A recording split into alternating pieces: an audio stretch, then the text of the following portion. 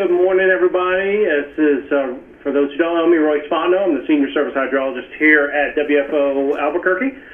With me is Chuck Jones here, one of our lead forecasters, who y'all know from doing this for the last several months. Hi, guys. So, and I also saw that Brad Rippey, who's this week's drought monitor author, is in. So appreciate you being able to get here, Brad. Yeah, I jumped on. I voted for you guys over Colorado today. A little time conflict there. Well, thank you. We appreciate that. We're cooler than Colorado. So. Warmer, yeah. Maybe warmer would be the better way. So let's get rolling. So let's see here. As soon as cooperates. All right. So this is from AHAPS. This is the quality controlled rainfall from our river forecast centers. And this is July 2016. Again, we've discussed. We've got some issues with that, and that's being discussed. But it shows a good pattern of what the rainfall is for July. And we pretty much talked about this last drought meeting. But you can see that the southeast was well below normal.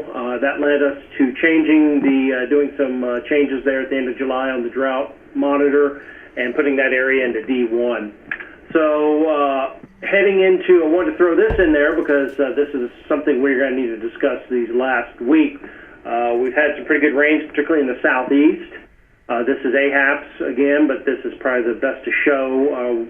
Mainly this is radar derived, so southeast it's got some pretty reasonable radar coverage, but we did have some areas, particularly down in El Paso's forecast area and Midland, that had radar estimated of 2 to 4 inches. And I believe we had some gauge reports from CocoRoz that were up to 4 inches. I know Roswell had about 2 inches in about 24 hours there this weekend. So we've got some rain that's come back in. We'll need to discuss how that's going to affect things and going forward there. But I want to throw that out there real quick. This is from Western Regional Climate Center. They're running a little bit behind, but this is basically the last 30 days through the 20th. Total precipitation on the left, and then 30-day percent of average on the right. You can see a lot of areas are coming up. This is gauge derived. Southwest, where we previously had D1, is getting wetter. The Northeast certainly has picked up some pretty good gauge reports there. Some isolated ones in the southeast, but you can see the drying trend over southeast New Mexico is still there, as well as gauge-wise parts near the Continental Divide west of Albuquerque. 60 and 90-day percentage of normal, kind of same story there. We've been seeing, we got that really dry July, and that's pretty reflective there in the southeast part of the state, and the kind of west of Albuquerque Continental Divide. So again, we've kind of seen an uptick, but that July lack of precipitation in July and parts of June really drove that down. So this is the standardized precipitation index again from the regional climate centers. This is from High Plains. Sorry about the resolution, but this is kind of a relative measure of precipitation, and you can see the 30-day SPI is coming up over the area of the state. Particularly, okay, so someone couldn't get in. Sorry about that. Not sure what's going on there. Next time we'll do a webinar. Anyway, I think that's probably the most we've had in a while. So going back to the SPI, you can see definitely that precipitation's come back, particularly the last 30 days, and that's really helped soften some of the impacts from the increase in, from the lack of precipitation. 60-day, though, you can see that the pronounced 60 and 90-day, that pronounced dry period we had in June, July, really hitting southeast New Mexico pretty hard. And then look at the water year. Again, we had very wet Christmas time period, so that kind of evens out there. But I think the 30-day SPI is certainly encouraging, and that's something we'll need to discuss when we're talking about making changes. So, July 2016 precipitation rank, that's from NCDC statewide, way low. We knew that going our last meeting a month ago. This is the PRISM data, and you can see on the bottom right, I think that's more the key, the percent of normal. Southeast New Mexico was, well in the lower third of precipitation. So, I mean, that's pretty dry. And then this is Prism August to date as of the 21st. See a little bit of a flip there. Look at the average precipitation, nearer to above normal. A lot of locations still dry over that southeast. Like I said, Roswell, that 2 inches was a pretty good dump for them. That's probably the most I think they've had in about 2-3 months. So we're still dealing with a good bit of dry conditions over southeast New Mexico. So again, some of the products from NCDC, or now National Centers for Environmental Information, takes what it is a statewide average. July 2016, 53% normal for the state, way low, an inch below normal. Calendar year to date, 18th driest, 2 inches below normal, 71% of normal. Again, these last 2 months have really driven that down. Water year, right about normal, and that was that August, that Christmas time precipitation that really kept us up. And 12 months, again, well below, above normal. Again, that Christmas time precipitation was doing it there. So this is soil moisture from our NASA Sport project. We work with them. This is the 0 to 200 centimeters, the deep soil moisture. 1 month change. This is a change graphic. So you can see big changes in August from this time last month, where most of the state was very dry. We've heard from Bureau of Reclamation about them having to pump out extra water. Nice change here. Again, some of that moisture back into the deeper soil layers. Still showing dry over southeast, east central New Mexico there in the deep layer. Now going to the 0 and 10 centimeters, so that very top soil, you can see a big difference here, where most of the state is definitely near saturated, getting up there. I wouldn't say necessarily saturated, but some areas of 80 to near 90% of normal of total capacity, a lot of areas in the 60%. So a nice increase, again, still just showing that southeast part where we currently have D1 well below normal.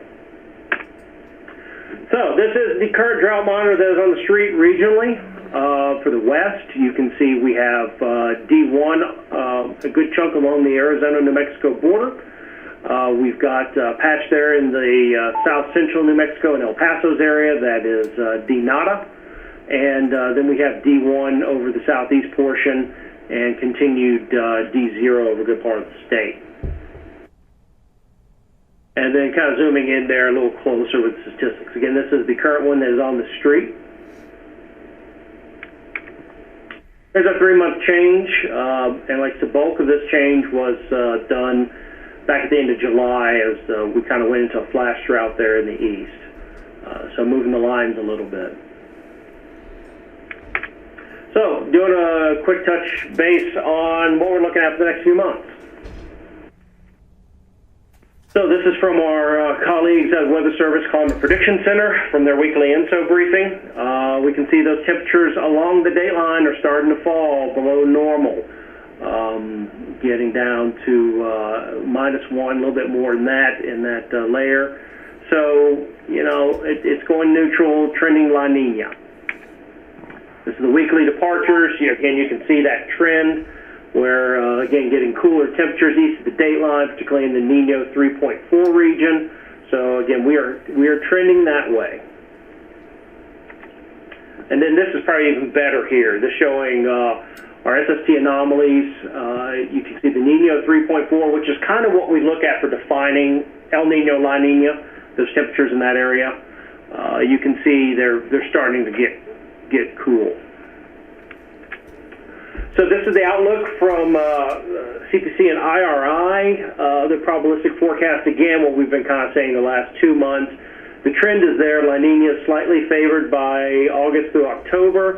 CPC is putting La Nina roughly 55-60% northern hemisphere in fall and winter. So it's trending that way at this point right now, and you can see that forecast trend. I'm not going to dwell on it, but some little more information here. And this is the ensemble of all the different folks running the different models from the Japanese Met Agency, Korean Met Agency, several Europeans. And they're all, for the most part, in agreement of heading into a borderline or weak La Nina. and persisting. I did not change that, but the El Nino advisory has ended. We still have that La Nina watch, but the trend is still there. And then here is the climate forecast system, which is the U.S.'s long-term climate model out to 14, 24 months in that time period. And again, showing that same trend. Looks like we're going into La Nina. Weak, but still persisting. So here's the current half-month outlook for precipitation from CPC. It's issued last week. This is the current one. They are putting above normal for Arizona, bleeding a little bit into western New Mexico, normal to above normal. Rest of the state will stay equal chances, and that's not surprising, seeing what we've seen the last 30 days or so with moisture flow, et cetera, that Arizona has been getting a lot more of the precipitation than we have. Temperature, this should not be at all unexpected warm. Normal to above normal, only that very eastern edge of our border with Texas and Oklahoma being equal chances, but like we said, we've already seen a warm summer, and the expectation is that will likely continue through September. So, going into fall, September through November, equal chances. We're in that neutral period. No real strong signal, so CPC is going to go with equal chances for precipitation. Temperature, though, that is a different story. Normal to above normal for the fall, and that's a pretty significant shift. So that tells a story right there for CPC to go ahead and put that. They've got some pretty strong confidence in the both the trend and the skill, the tools, or the skill they're getting from those tools. So that's something that I would be confident in saying we're going to stay warm through the fall. So how are they going to go into fall and early winter? Again, this is assuming we have a La Nina, which is what CPC is forecasting. That's going to keep us warm and dry in general. And you can see that's going to be affect really pretty much the entire southern half of the United States. Is going to stay in a drying trend of normal to below normal and normal to above normal. So for snowpack, at least early, I'm not liking the way that looks. Of course, we'll have to see when we actually get there, but the takeaway, warm and dry. So that's something that we're going to have to watch going into our snowpack building season. Seasonal outlook for drought. This is the current one. Again, they are expecting drought, no real change or no prog for most of New Mexico, but they are expecting drought removal likely along our western border with Arizona, and this, I believe, is the one I showed last time, too. This is the current one. And there's just our information as normal. Of course, any for those folks out there, any reports, questions, please send them along. So heading into the discussion part. This is last week's maps, and here's one thing I do want to show. I want to remind you all of our information is kind of on an embargo until the drought monitor is released. So this next slide will not go out with the slides, but this is the current draft.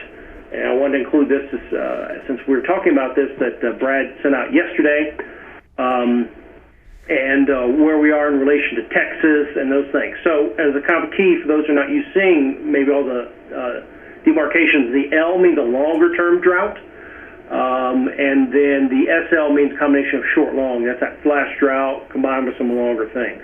So this might be our better point of discussion when we're ready to come back to that. But do you, Dave, want me to go ahead and go to Molly and those presentations, or you want to start here? We can start, just get some preliminary thoughts on, what we think so far. If I don't know if Brad is able to listen to the entire call or not, but. Yeah, I'm still on. You're on? Okay. Yeah, if I could make a couple of comments real quick and then turn it over to you guys. Okay. Looking at the rainfall just over the last 7 days or so, there are 3 areas in particular that have received what I would call fairly substantial rainfall. One pocket in the north central, an area in the southeast that kind of splits right through the existing D1 area, and then a third area in the southwest that kind of covers the western lobe of that D0. And from my standpoint, all three of those could be candidates for improvement if the feeling is going in that direction. But I do want to turn it over to everybody else and get their thoughts as well. Yeah. I did do some driving around in that D1 area in that in the southeast a little bit. There's some areas at least in that border between Chavez and Otero. It was still pretty dry. I dug down and I didn't find any moisture at all, and the plants seemed compared to pictures from the last couple years, at least the native plants look about the same as it was a couple years ago.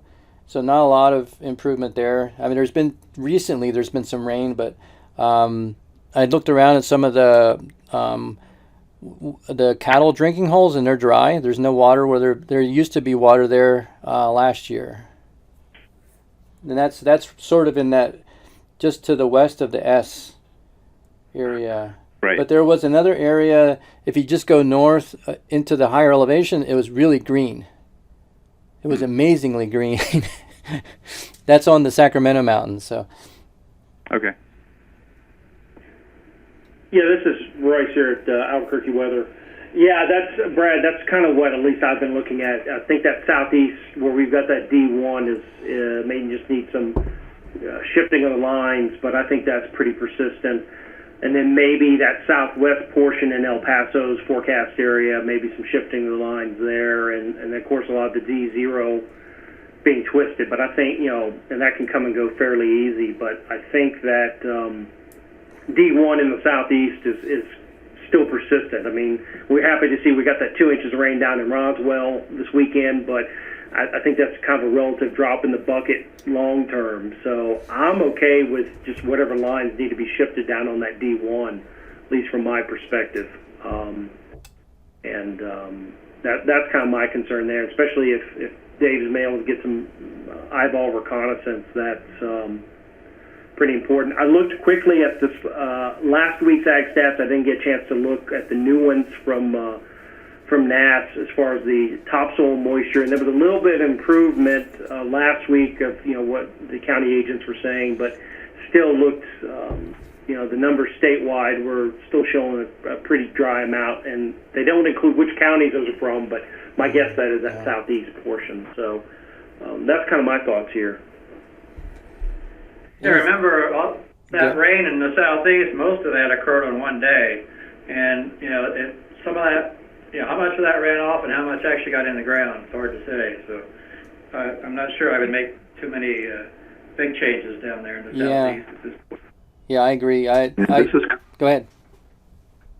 Sorry, this is Curtis McFadden, Army Corps of Engineers, and we have a project out there near Roswell. And we saw that 2 inches of rain. That was over the weekend, but the Rio Honda actually didn't have any runoff from that rain, so it's quite dry over there in that region.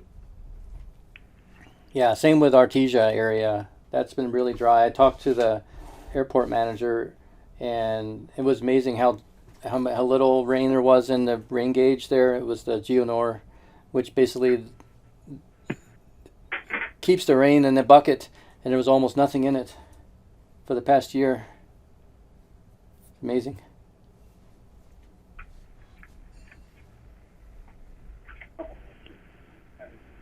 So is that helpful, Brad? Yeah, it sure is. I mean, I think that D1 area in the southeast, and that's why I didn't change it on the draft, is that I figured there was a longer-term component there. Maybe just a hint of trimming there, as mentioned there for the Sacramento Mountains, but largely intact. I guess the other question would be looking at the north central part of the state and maybe peeling back some more of that D0 where some of that looks like fairly significant rain fell there in north central New Mexico. Yeah, Brad, we're good with that here at the Weather Service, especially we just had a pretty good dump. We've had some pretty good dump surface on those storms up there. So, yeah, I think some trimming back in those D0 areas that's fine. This is Molly, and I just, as I live up here, while they got a lot of rain, Julie Valdez lives in Alcalde. They got a pretty good amount of rain yesterday, but they hadn't had any rain for quite a while before that. And I'm surprised when I'm out just pulling up a weed how dry, even given the rain we've had, how dry it is down a little deeper in the soil. So I don't know that it's that, the conditions aren't that great. And Brad, Molly's in Santa Fe, so. Okay. Yeah, sorry. I'll take note of that, so I kind of realize that. I was looking more up towards the Colorado border, where there's sort of a dent in the D0 anyway, and It just seems just like southwest of that little dent is where some of the heaviest rain and highest totals seem to have fallen, and it's showing up at longer time scales too. It's a little wet, even out to 90 days. Okay, well, I just wouldn't go very far south. Yeah, absolutely. Yeah, I agree. Yeah, let me bring up the 90-day. Yeah, you can see here the SPI.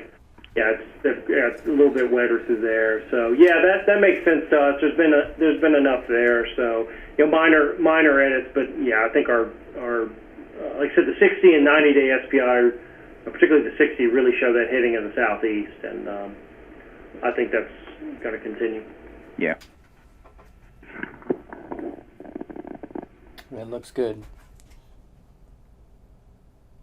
Okay, well, we can come back to that. Yeah. Go ahead, Dave. Yeah, we can come back to discussion. I think we should look at the other reports. Move on to... okay, I've got Molly's up. That's the only other presentation I have. I know Chris Romero from NRCS said he would not be able to be here, so okay. I've got Molly's up. Or, yeah, we can do that, and then we can do Raymond after Molly. Okay, easy one. Well, yeah, Raymond's just going to hopefully report the same numbers I do, right? So if you want to go through ours now, that's fine, or if you want to wait.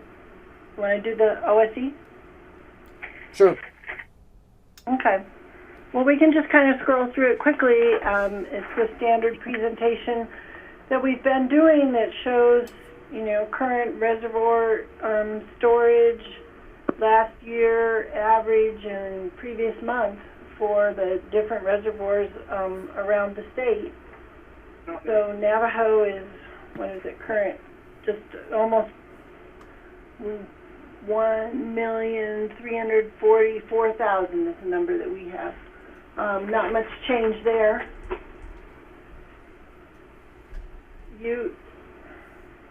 181, not much change there either. In fact, it's the same thing as last month. A little bit over average.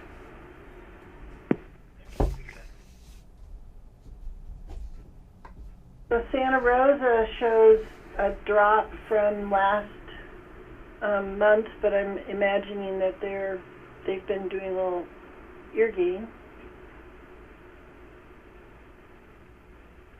And the same with Sumner, but it's right in there on the average value for the current storage.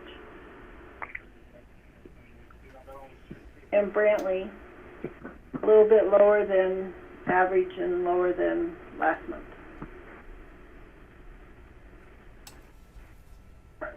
And then Heron, there we are in the Rio Grande, with again the numbers being lower than average for most of the reservoirs. Heron's pretty close to what it was last month at 129,000 acre feet.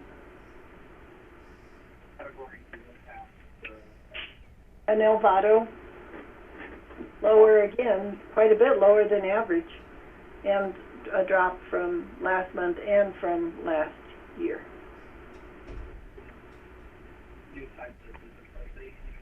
And then Abiquiu, what do we have for Abiquiu? 117,000 acre feet, right in there with last year and last month, but again below average. And Elephant Butte, way below average and a drop from last month. The content we have right now is 142,000 And these are rounded. These aren't precise on my numbers. And then Caballo, again lower than average. So that's our report, and hopefully those numbers are close to what Raymond's going to give us. Awesome. Do Thank you you. have any questions? Any questions for Molly? Okay. Yeah, let's go on the U.S. Bureau of Rec report with Raymond. Sure. Can you hear me okay? Yep. Okay. Yeah, I'll start on the Rio Grande Basin. We'll start with the total, 21,420. Aaron, 1.7999. Alvaro, 52,201.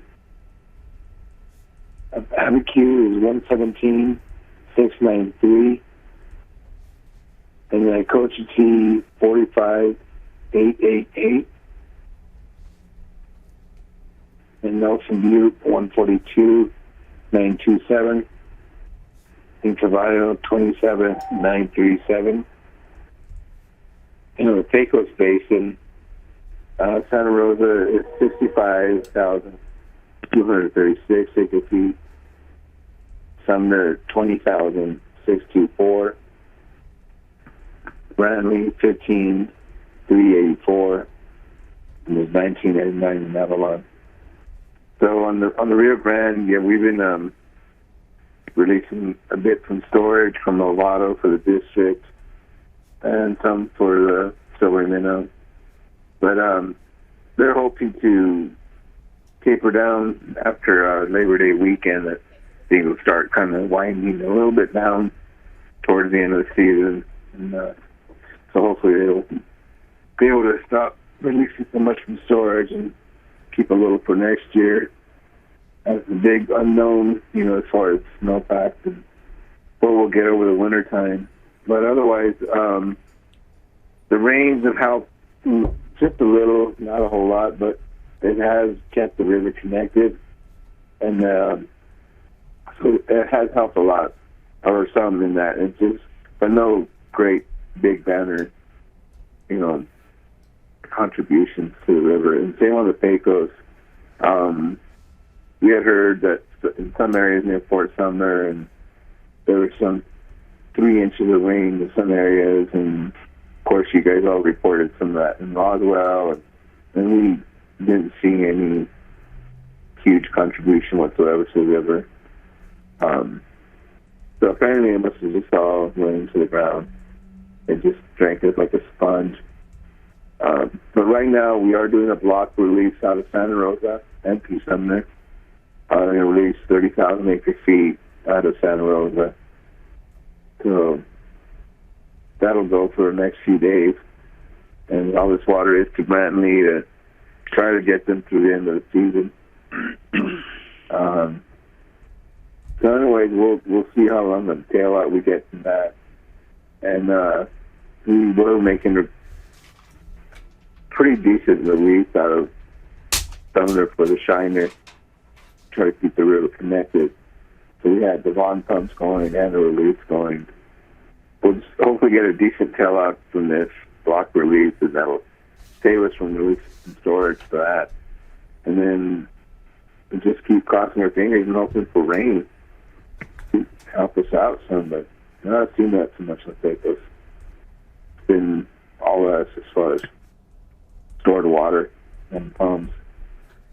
So otherwise, river's connected in both basins and inching along. Any questions? Raymond Ollie Reed at the Albuquerque Journal. What did you have for the what was your figure on the Heron Reservoir? Yes, sir. Heron is 127,999. 127,999. Yes, sir. 127,999. Thank you. Mm-hmm. Sorry, I don't have the pretty graphs that Molly does. Those are nice. But anyway, that's what I have. Thank you. Anyone else? So I see that the Elephant Butte, they're stopped moving water from there to Caballo. Is that right?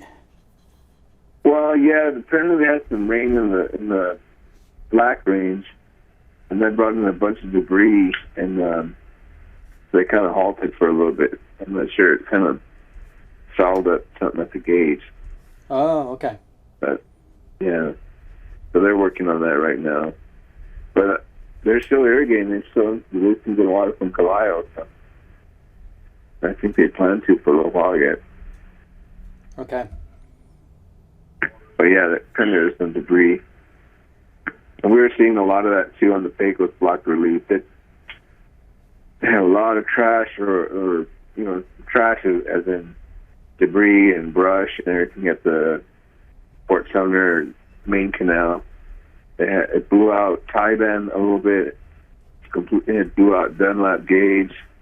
So there's a lot of debris in this block release. So I don't know, things are just dying and drying, and the high water just took it out, Wow. The bang. So, yeah, so I'm not sure what's going on, but Okay. there seems to be a little bit of extra debris on this stuff. Okay. That makes sense. Yeah, we had a 4-incher down here a couple days ago. Yeah. Yeah, the guys from El Paso were reporting rain there, and then, of course, the Black Range, So. Yeah, there was a little bit of debris at Leesburg, but not much. Yeah. Yeah. All right. Is that it? Wonderful. Anyone else? Thank you. All right. Thank you. Is there any more questions on reservoirs or block releases, storage? Very good. So Royce, did we get Anne Marie's stream flow report, or you said you only had one? The only presentation I've gotten was Molly's. I haven't gotten anything from anyone else. Okay. And Susan Rich said she would not be able to make it. She was going to try to have someone else on the call. I'm not sure if anyone else from forestry is on the call.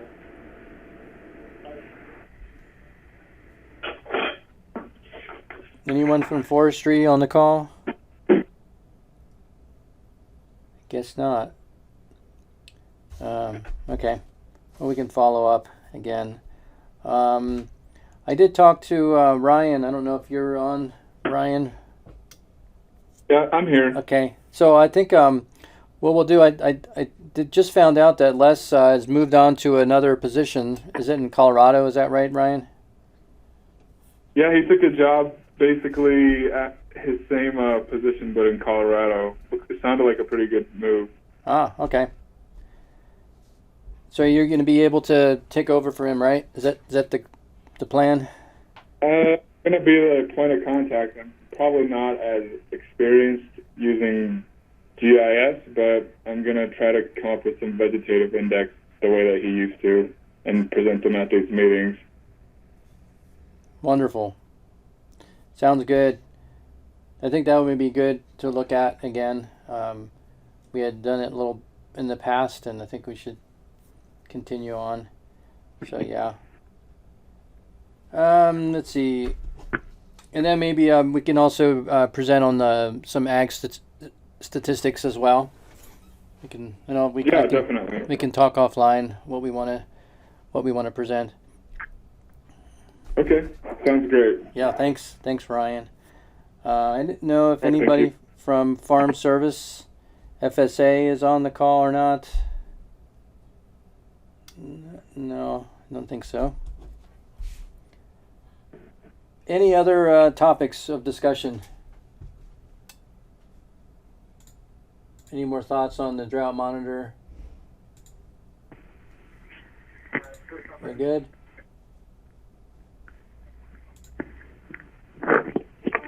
Okay. All right. So thanks. So I think we should look at for next month.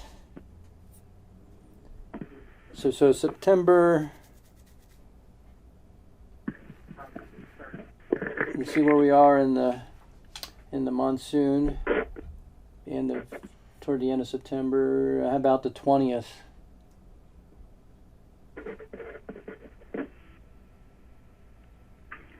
So Royce is. Dave, go ahead. I will not be able to attend then. I'll be in training up at Rio Rancho, but somebody from the office will take it. We'll work that out. But I can prep everything and all that. But I've got training up in Rio Rancho. So, but September 20th works for the Weather Service. We'll get somebody on it. Okay. So either That works for me. Okay. So maybe Chuck or Brian, one of those.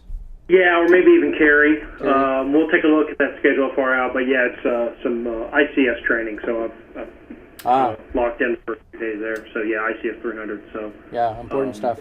But yeah, we'll get somebody.